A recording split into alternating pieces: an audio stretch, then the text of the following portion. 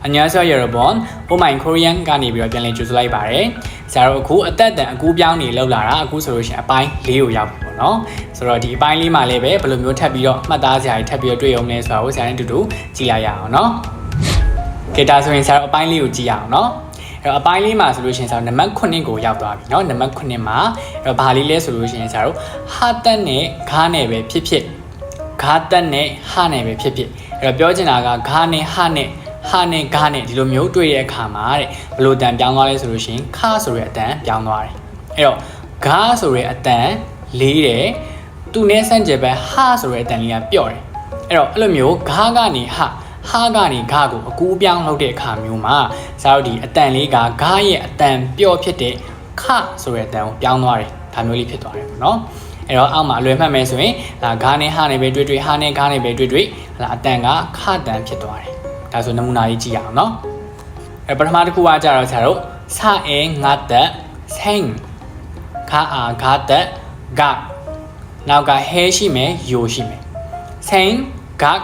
ဟဲယောဆင်းဂါဟဲယောဟုတ်ပြီဒီနေရာမှာဂါနဲ့ဟာနဲ့ဆရာတို့တွေ့ပြီဂါနဲ့ဟာနဲ့တွေ့တော့ဒီနေရာမှာဘာတန်ပြောင်းသွားမှာလဲဆရာတို့ခတန်လေးပြောင်းသွားတော့ခဲဆိုတဲ့တန်ဖြစ်သွားမယ်ဆင်းဂါခဲယောဆင်းဂါခဲယောအဲ့ပြောကြည့်ကြအောင်생각해요 생각해요 생각해요ဆိုတာကဆိုအဓိပ္ပာယ်ကတွေးတောတယ်စဉ်းစားတယ်ဒါမျိုးအဓိပ္ပာယ်생각해요ဒါမယ်နော်နောက်တစ်ခုဆက်ပြီးကြည့်ကြအောင်하에 나다 행 바오 가다 복 해요 행복해요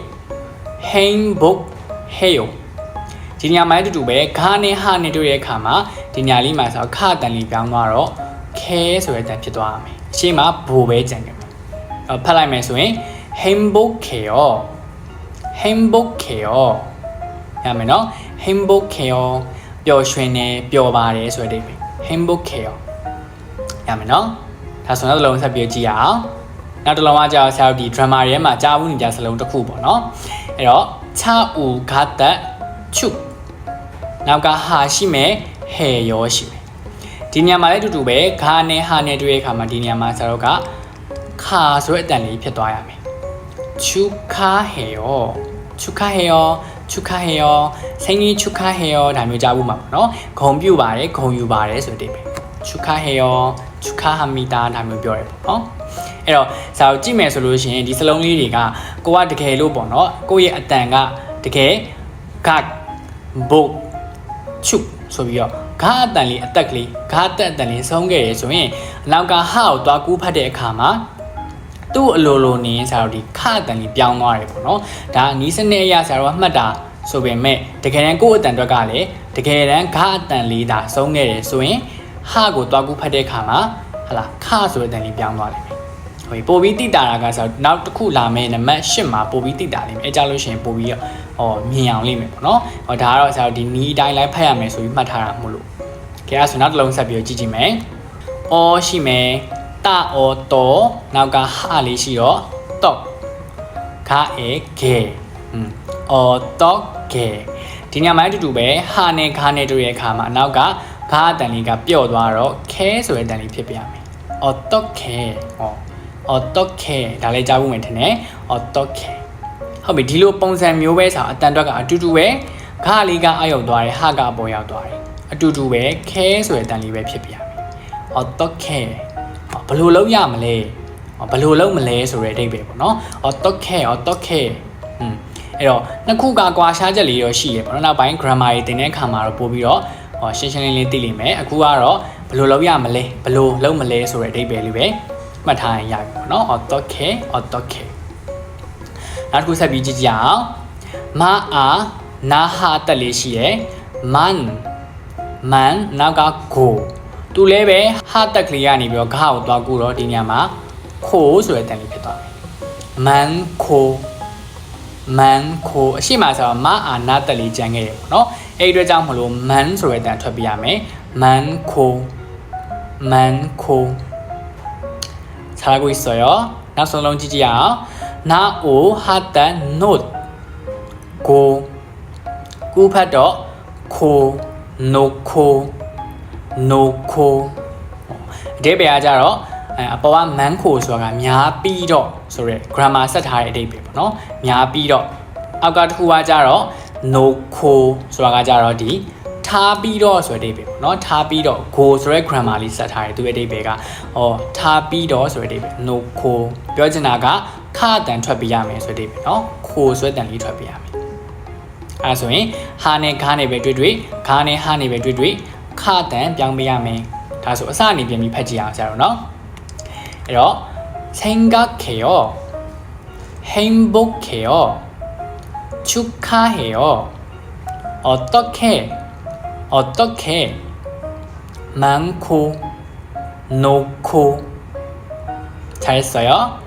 ကဲအဲ့ဆိုလို့ရှိရင်နံပါတ်8လေးကိုကြည့်ကြည့်အောင်နော်ဆရာနံပါတ်8မှာじゃဘာလဲဖတ်ကြည့်ကြည့်အောင်နော်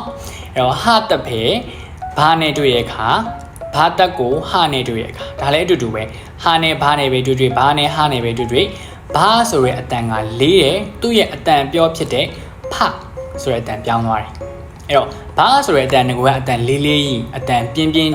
အဲ့ဒါကိုဟာဆိုရဲအတန်ပြောနေတွေ့ရခါမှာတစ်စင်းနှိမ့်နဲ့ဖဆိုရဲအတန်လေးပျော့သွားတယ်ပေါ့နော်အဲ့လိုမျိုးလေးအဲ့တော့ကိုကဘာဆိုတာကဘလို့အသက်မျိုးလဲဆိုလို့ရှင်ဆိုပါဇက်ပိတ်ရမယ်နောက်ဆုံးမှာပါဇက်ပိတ်ပြီးတော့မှဟာကိုပြန်ကူးဖတ်တဲ့အခါမှာသူကဘာအတန်မပါလာတော့ဘဲနဲ့ဖဆိုရဲအတန်လေးပျော့သွားတယ်အဲ့ဆိုဖတ်ကြည့်ကြည့်အောင်နော်ပထမတစ်ခုကဂဘာတက်ဂပ်ပါဇက်ကိုတေချာဝပိတ်ရမယ်ဂပ်နောက်ကဟဲယိုအဲ့ညမှာဆိုတော့ဟာလာဘာနဲ့ဟာနဲ့တွေ့တော့ဘာဖြစ်အောင်မလဲဆိုဖအတန်ထွက်ရမယ်ပေါ့နော်ဖဲဆိုတဲ့တန်ထွက်ရမယ်အဲ့တော့ဒါကစလုံးအနေနဲ့ဆိုတော့မြင်လိုက်လို့ဒါဖဲတကယ်တမ်းလဲကိုဖတ်တဲ့အခါမှာဒီညမှာတေချာပေါက်ပါဇက်လေးပိတ်ခဲ့ရဆိုရင်ဟိုဘက်ကဟဲကိုကူပြီးဖတ်တဲ့အခါမှာဖဲဆိုတဲ့ဖအတန်လေးဖြစ်ကိုဖြစ်တယ်တေချာလေးကျင့်ကြည့်မယ်နော်အဲ့တော့ဂပ်ဖဲယိုဂပ်ဖဲယိုပါဇက်ကိုပိတ်လိုက်ပြီးတော့ဟာတန်လေးကိုစူးစမ်းပြီးထွက်ကြည့်မယ်ဂပ်ဖဲယိုဖာဆိုတဲ့တန်လေးဖြစ်သွားတယ်သူ့ပါသူနော်ဂပ်ဖဲယိုအဲ့တော့ဂပ်ဖဲယိုဆိုတာကအလျင်လိုတယ်အရန်ကိုအလောတကြီးဖြစ်နေတယ်ဆိုတဲ့အဓိပ္ပာယ်နော်အလျင်လိုတယ်အလောတကြီးဖြစ်တယ်နောက်တစ်ခုဆက်ပြီးကြည့်ကြည့်အောင်ဘာအိုဂတ်တက်ဘုတ်ဂျာအာဘာတက်ဂျပ်ပါဇက်ပိတ်မယ်ဂျပ်နောက်ကဟဲယိုဂျပ်ပိတ်လိုက်ပြီးတော့ဟဲကိုကူးဖတ်တဲ့အခါမှာဆိုဘယ်လိုတန်ဖြစ်သွားမှာလဲsorry ဖာတန်လေးဖြစ်သွားတော့ဖဲယိုဆိုတဲ့တန်လေးဖြစ်သွားမယ်복잡해요 복잡해요 복잡해요နည်းနည်းလေးတော့အတန်လေးတွေကအရှိမအတက်လေးတွေအများကြီးအတွက်ကြောင့်နည်းလေးတော့ခက်လိမ့်မယ်ပေါ့နော်ဒါပေမဲ့ဖြည်းဖြည်းချင်းလိုက်ပြီးထွက်ကြည့်မယ် 복잡해요 복잡해요 ဆိုတဲ့အဓိပ္ပာယ်ကရှုပ်ရှက်ခတ်တယ်ရှုပ်ထွေးတယ်ပေါ့နော်လို့ bus guy ပဲစီးတဲ့အခါမှာ bus guy ပေါ်မှာလူတွေရှုပ်ရှက်ခတ်နေတယ်လို့အခန်းထဲမှာအမိုက်တွေရှုပ်ပွားတနေတဲ့ဒါမျိုးကိုပြောတယ် 복잡해요ဟုတ်ပြီနော်နောက်တစ်ခုဆက်ပြီးကြည့်ကြည့်မယ်ယောကိုနာတတထားရယွန်စာအဘတ်စစ်ပါဇက်ပိတ်ပြရမယ်စစ်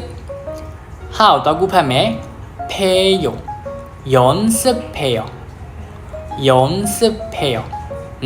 ယွန်စစ်ဖေယုံဆိုတာကဆိုလေ့ကျင့်နေဆိုတဲ့အဓိပ္ပာယ်နော်ဟောတခုခုအတွက်လေ့ကျင့်ငန်းလုပ်တယ်လေ့ကျင့်တာကိုယွန်စစ်ဖေယုံလို့ပြောတယ်နော်ဟောတခုခုအတွက်ကြိုတင်ပြီးတော့မှလေ့ကျင့်ထားတယ်အဲ့လိုမျိုးပြောတယ်ယုံစစ်ဖေယုံဆရာမရေးပြတော့ဘူးအတန်လေးကိုကူးပြီးဖတ်ကြည့်မယ်ပါဇက်လေးတခြားပိတ်ပြီးတော့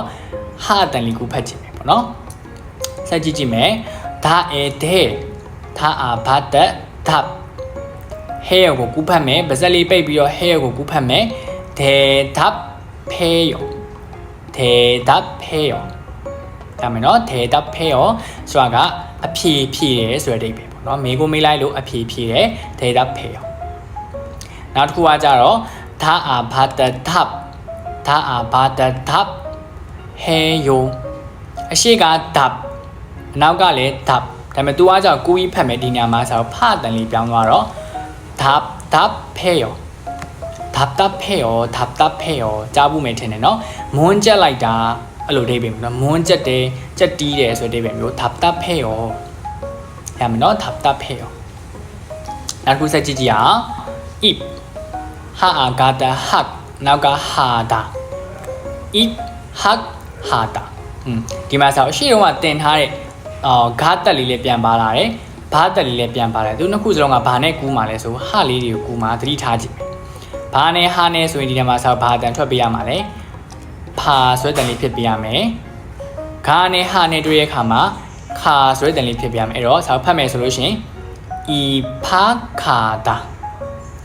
ဤဖခါတာကျောင်းဝင်ခွင့်ရတယ်ဆိုတဲ့ပဲဤဖခါတာဤဖခါတာကျောင်းဝင်ခွင့်ရတယ်ဟောတက္ကသိုလ်ကိုကျောင်းဝင်နေဆိုတဲ့အဓိပ္ပာယ်မျိုးဤဖခါတာအဲ့ဆိုဆရာအစအနေပြန်ပြီးဖတ်ကြည့်ကြည့်အောင်급해요 복잡해요 연습해요 대답해요 답답해요 입학하다 입학하다 အဲ့တော့အခုလေ့လာသွားတာကတော့အသက်တန်အကူပြောင်းအပိုင်း၄